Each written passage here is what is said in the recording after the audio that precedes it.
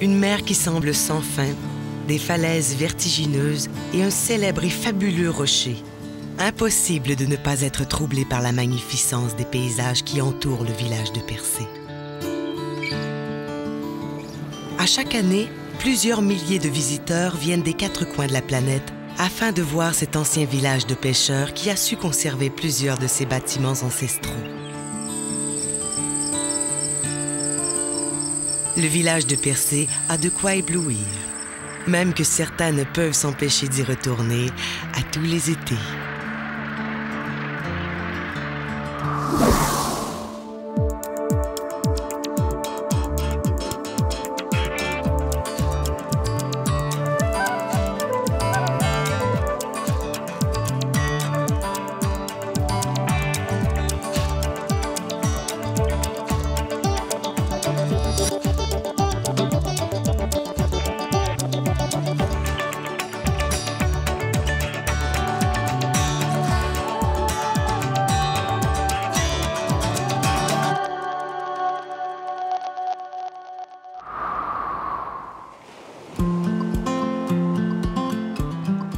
Alors, je m'appelle Véronique Lambert, j'habite à Percé et je suis propriétaire d'une petite agence de publicité à Percé.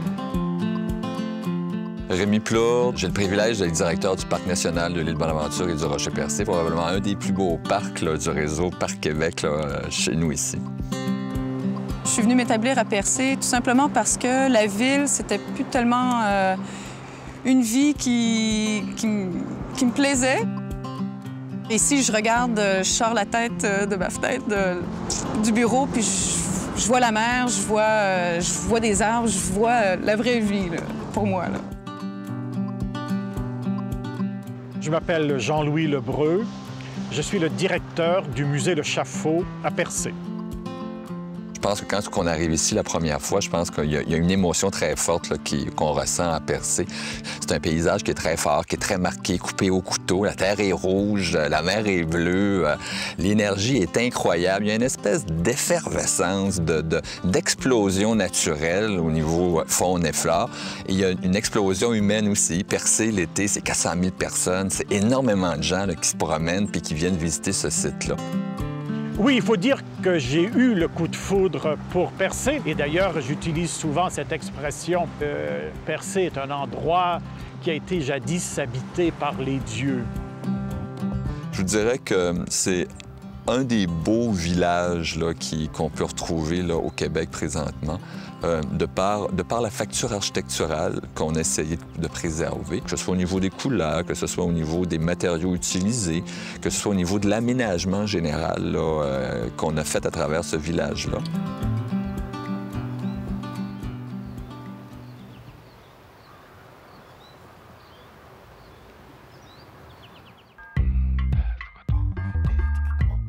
La Gaspésie offre au regard un nombre exceptionnel de richesses naturelles. La région de 30 000 km² est bordée par le golfe du Saint-Laurent et la baie des Chaleurs. La grande ville de Percé est située à 800 km de Québec. Ses quelques 3 500 résidents permanents profitent d'infrastructures nautiques modernes.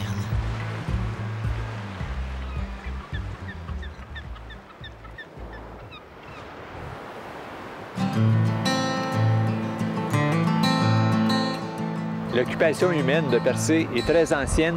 Elle remonte en réalité à la fin du 17e siècle. Dès 1670, les premiers Français sont arrivés ici pour pêcher. Ce n'est que vers 1930 environ que le tourisme va s'implanter ici et qu'il va devenir l'activité principale, celle qu'on connaît aujourd'hui.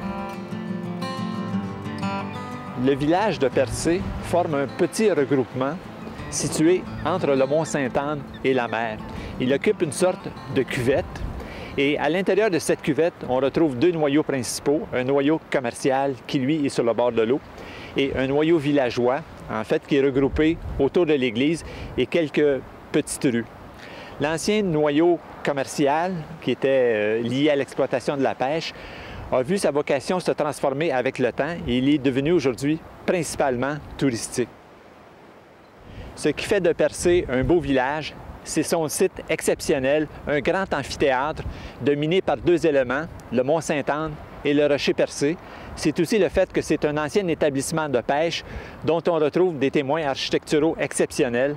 Le site est d'ailleurs si remarquable, on pourrait le qualifier de site numéro 1 au Québec, qu'on lui a donné le statut d'arrondissement naturel en vertu de la loi sur les biens culturels du Québec. Ça veut donc dire qu'il faut l'autorisation du gouvernement du Québec pour apporter toute transformation physique au milieu.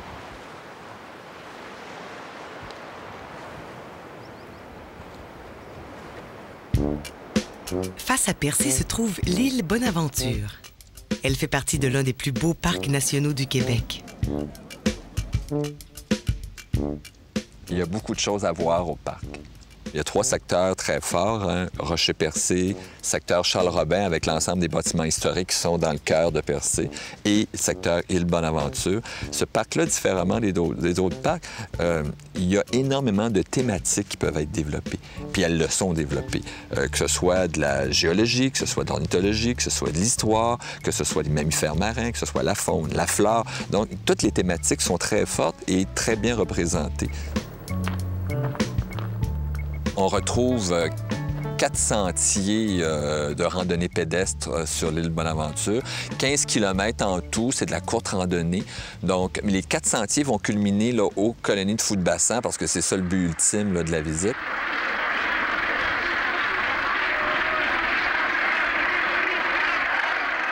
Ces oiseaux-là sont sublimes, merveilleux. Ce sont d'excellents planeurs. Ils sont ici à cause de la nourriture, des hautes falaises, la niche écologique de l'île parce que c'est un milieu isolé. Ils sont ici en période de reproduction, donc dans une période relativement courte, 90 jours pour amener le petit à terme. Donc tout ça synchronisé avec la disponibilité de la nourriture. Donc c'est un endroit incroyable et unique au monde pour pouvoir bien les observer.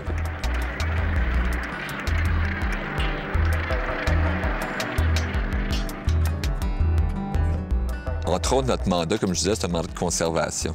Le but de l'exercice, c'est de protéger le patrimoine bâti. Ça fait partie du mandat du parc. Donc, on l'a fait ici avec la maison Le Boutillier. C'est la maison du gérant de la compagnie de pêche, qui était la compagnie David Le Boutillier Brothers, qui était installée ici à partir de 1845.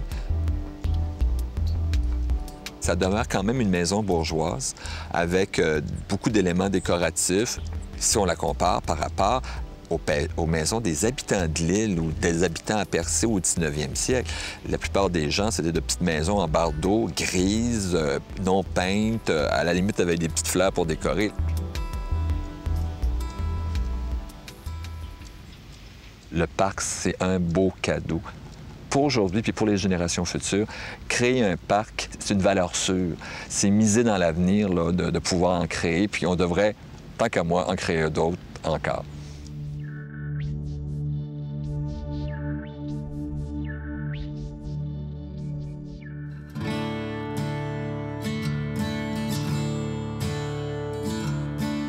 Au 19e siècle, l'anse dans laquelle on se trouve ici à Percé est utilisée comme site de pêche.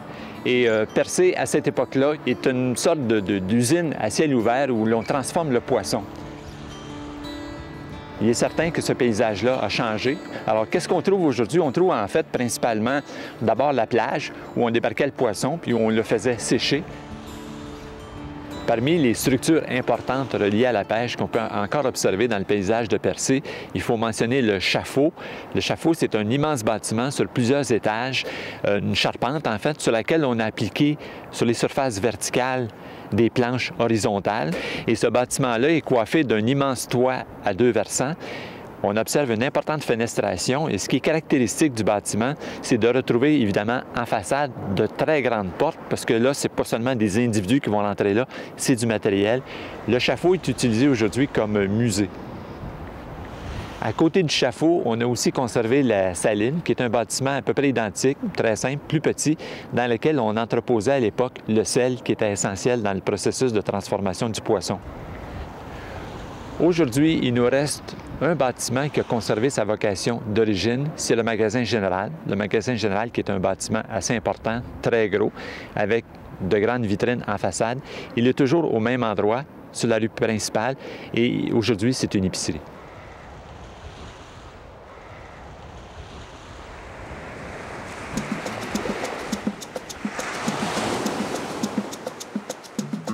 Les gens, au début, ne croyaient pas en mon projet. D'ailleurs, mes parents étaient un petit peu soucieux quand je leur ai annoncé que je m'en venais en Gaspésie ouvrir une agence de publicité. Les gens, ils ne pouvaient pas croire que ça pouvait fonctionner. Puis je me disais, mais pourquoi ça ne fonctionnerait pas? On a les mêmes moyens technologiques. Moi, c'était le gros challenge de dire, ça va fonctionner, puis il faut que ça fonctionne. En 1 an et demi, on a créé une clientèle qui peut-être m'aurait pris 5 ans si j'étais ailleurs, dans une ville. Puis ça fonctionne hyper bien. Ça va en progressant. Et non, c'est pas comme ça, c'est en progressant. Donc, c'est encourageant. Si je compare mon métier en ville puis mon métier, le même métier que je fais ici, il n'y a aucune différence. Mais c'est sûr que le métier de graphiste, on pourrait être dans un petit motel ou sur une île. En autant qu'on a une connexion Internet, tout est possible.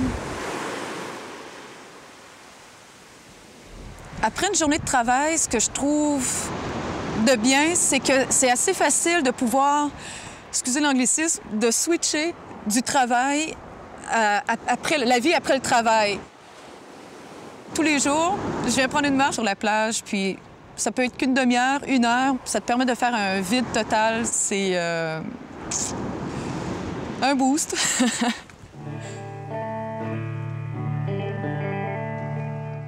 Il y a quelque chose de positif, il y a quelque chose de relaxant aussi quand on entend toujours les vagues. Puis c'est comme si ça berce. C'est dur à décrire, mais je peux pas vivre sans elle. Ça, c'est tout ce que je sais que je peux pas vivre sans elle.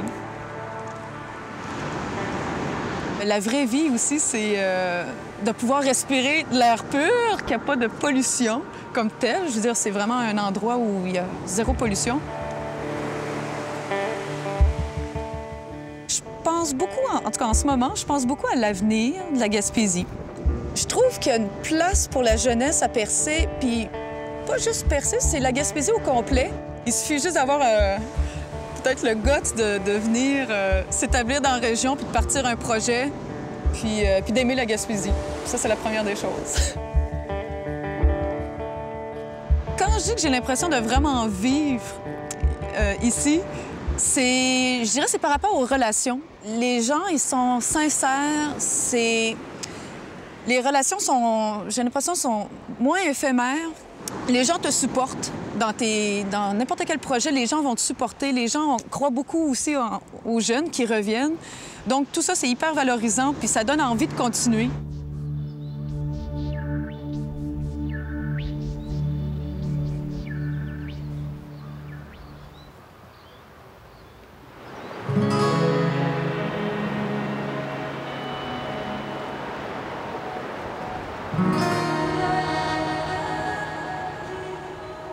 Nous sommes actuellement sur le mont Joly, qui est finalement l'élément central de Percé. On a ici une vue d'ensemble de tous les phénomènes humains et morphologiques de Percé. Il y a peu de présence humaine. En réalité, il y a quelques maisons. On a des structures en bois qui sont toutes blanches avec des éléments de distinction comme le rouge qu'on observe sur les toits. Ça forme donc un ensemble harmonieux qui s'intègre assez bien à ce site grandiose.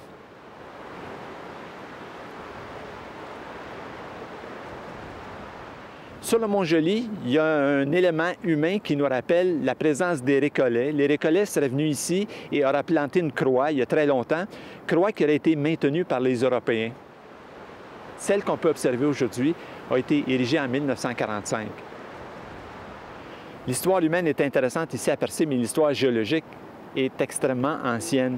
Et il est intéressant de découvrir en fait que l'île Bonaventure, le rocher Percé et le mont Joly sur lequel nous sommes étaient autrefois réunis. C'était une même masse rocheuse. Et cette masse rocheuse, à travers les millénaires, s'est dissoute en réalité et il y a des tronçons ou des segments de cette masse-là qui sont disparus. Tous ces éléments géologiques sont des éléments majeurs qui ont marqué à jamais et qui marqueront à jamais le paysage de Percé.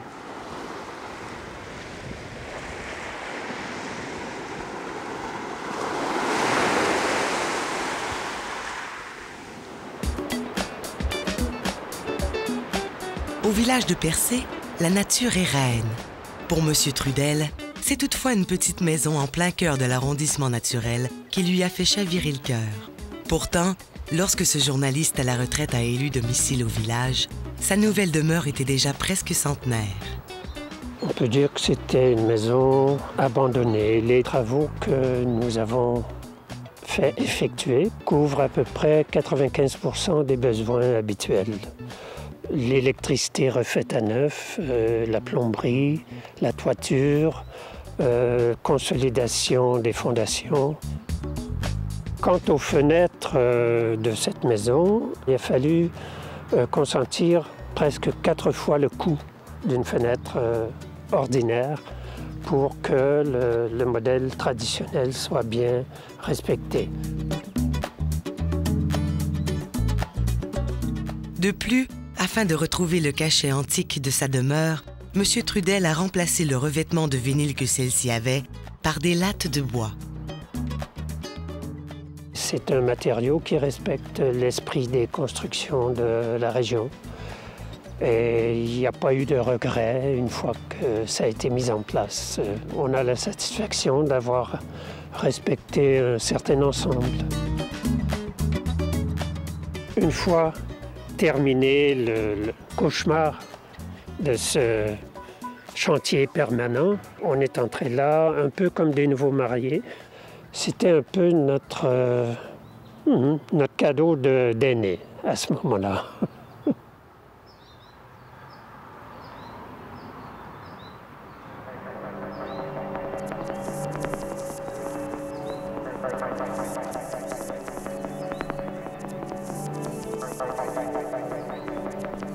L'un des éléments marquants du paysage construit de Percé, c'est son église. D'ailleurs, on distingue sa silhouette d'assez loin parce qu'elle émerge au-dessus du village. Au niveau du style, on semble s'être inspiré du roman. On l'observe par les grandes portes en façade surmontées par des ouvertures en demi-cercle, mais surtout par la présence des rosaces qui sont assez nombreuses, dont une très grande au centre de la façade. Fait intéressant à observer, c'est malgré tout une église qui s'intègre bien dans le milieu, simplement par le choix du matériau. Quand on observe les pierres qui composent l'église, on se rend compte que c'est un grès, et dans ce grès, on peut observer les petits graviers tels qu'on les retrouve sur le bord de la plage, ce qui nous indique que le matériau de construction est probablement d'origine locale. Curieusement, on avait d'énormes ambitions pour cette église. On le voit bien par ses dimensions. On voulait faire quelque chose de gros, de massif. Le résultat, finalement, n'est pas nécessairement très bien proportionné. Et la chose peut-être la plus curieuse à noter, c'est l'absence de clocher. C'est simplement que quand on l'a construite, on n'a pas eu les moyens de terminer les clochers. L'édifice est donc resté inachevé.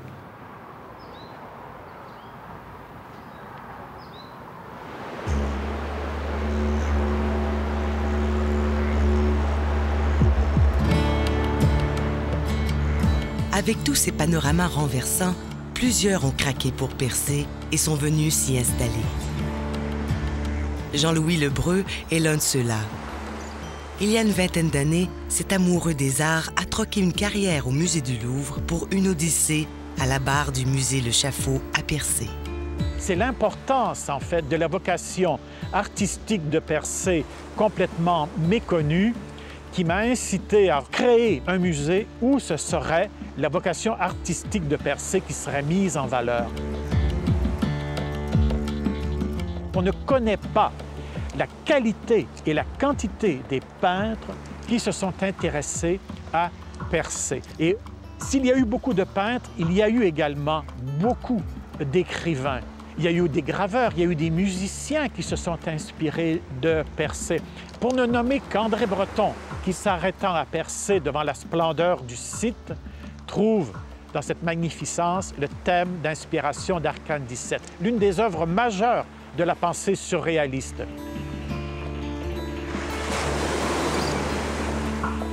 Le musée, on y retrouve aussi bien des expositions à caractère international, national que régional, mais toutes inspirées par Percé.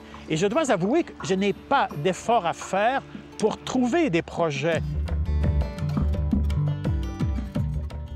Cet été, vous avez une exposition d'une photographe américaine, Lida Moser, qui a visité le Québec et la Gaspésie en 1950.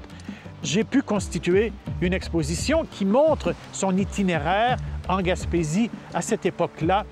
Et le grand intérêt, c'est qu'elle a privilégié les photographies des gens au travail, des scènes quotidiennes et particulièrement des enfants. Le musée Le Chaffault permet non seulement aux Gaspésiens d'admirer les œuvres d'artistes de renommée internationale, il est aussi une formidable vitrine pour les artistes de la région. Les sculptures de René Mahot-Clavet en sont un bel exemple.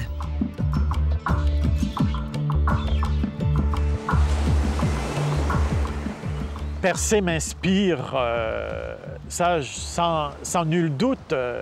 Depuis plusieurs années, toujours du même endroit, je photographie le rocher à marée basse. Et c'est la lumière, en fait, qui change. C'est un sentiment d'un très, très grand bonheur. Je vis en présence de cette cathédrale, de ce vaisseau fantôme, de cette sculpture exceptionnelle. Un jour, j'espère, enfin je souhaite pouvoir donner à Persée ma contribution sous la forme d'un ouvrage qui publiera certaines de ses photographies.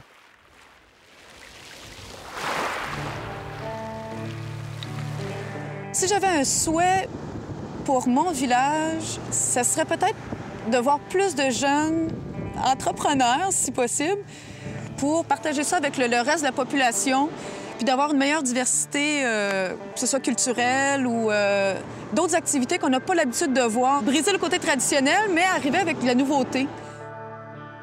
Le souhait que je formulerais pour Persée, c'est qu'il y ait une conscientisation de la valeur, de la richesse de Persée et qu'à ce moment-là, il y ait une synergie pour que tous les gens travaillent ensemble pendant qu'il est encore temps et que Persée ne ressemble pas trop encore à ces villages qui ont vendu leur âme pour attirer le tourisme et qui, tôt ou tard, seront désertés.